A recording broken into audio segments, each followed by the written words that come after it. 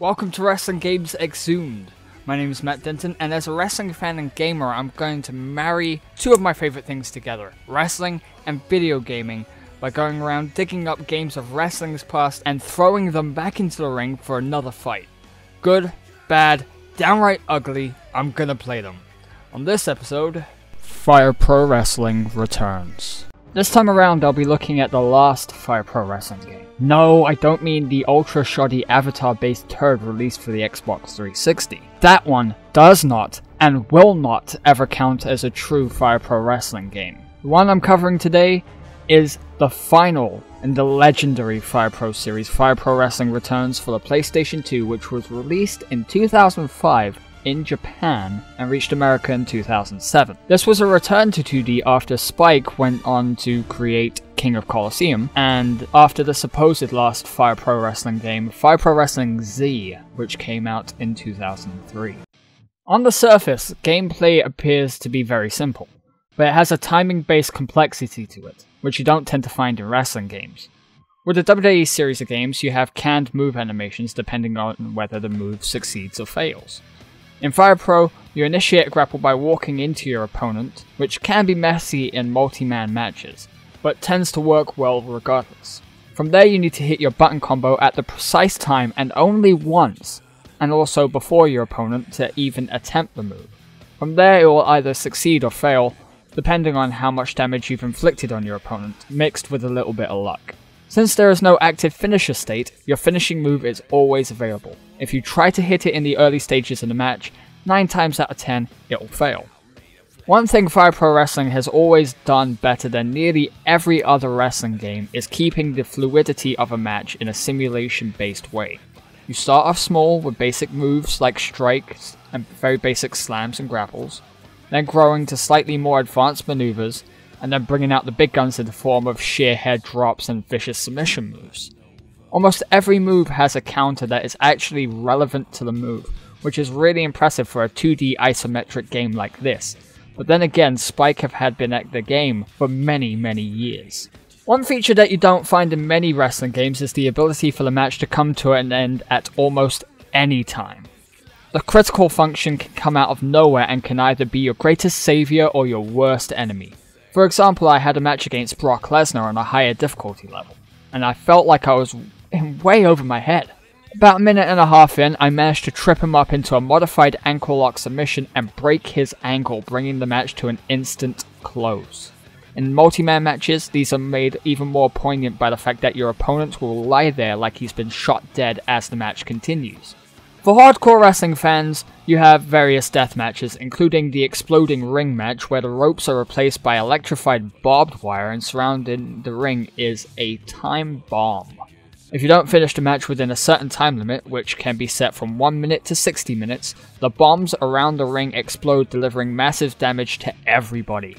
Yes, that includes the referee. The other side is the landmine deathmatch, where the corners have boards with either light tubes or barbed wire on them, and outside is surrounded by beds of barbed wire attached to bombs. So if you're thrown out of the ring, a bomb explodes underneath you, causing major damage. Also worth mentioning is the cage match, but this is just your basic cage match that doesn't need to be covered in any depth whatsoever. Once you pick from any of the previously mentioned match types, you can set up tag team matches, handicap matches, and the like within that mode. And while on the surface it doesn't appear that you have triple threats and fatal four-ways, but you actually do. It's all part of the Battle Royale section.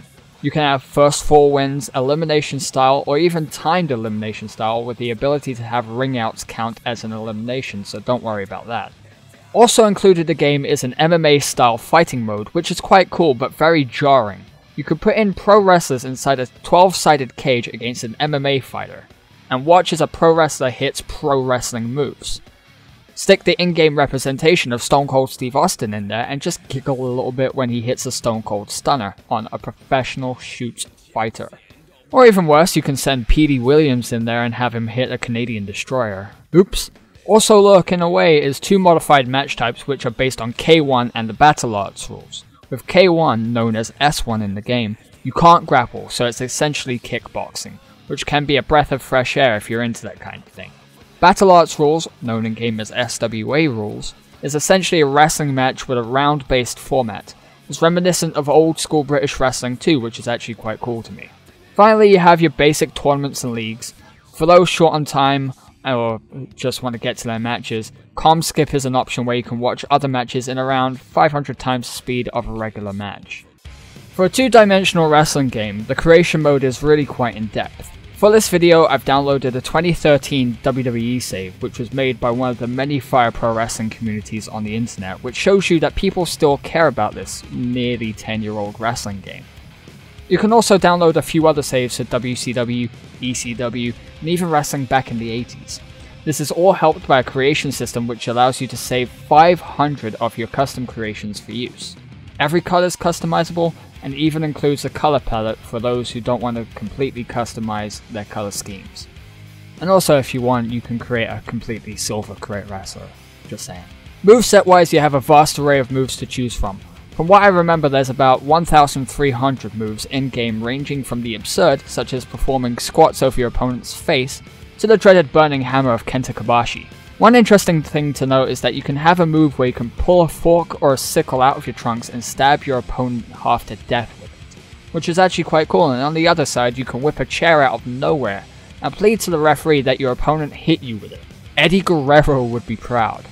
Also, there's a highly customizable logic system in the game too, which is far too vast to cover in this video. Also making an appearance in the creation suite is Create a Championship, which can be defended against anyone in title match mode.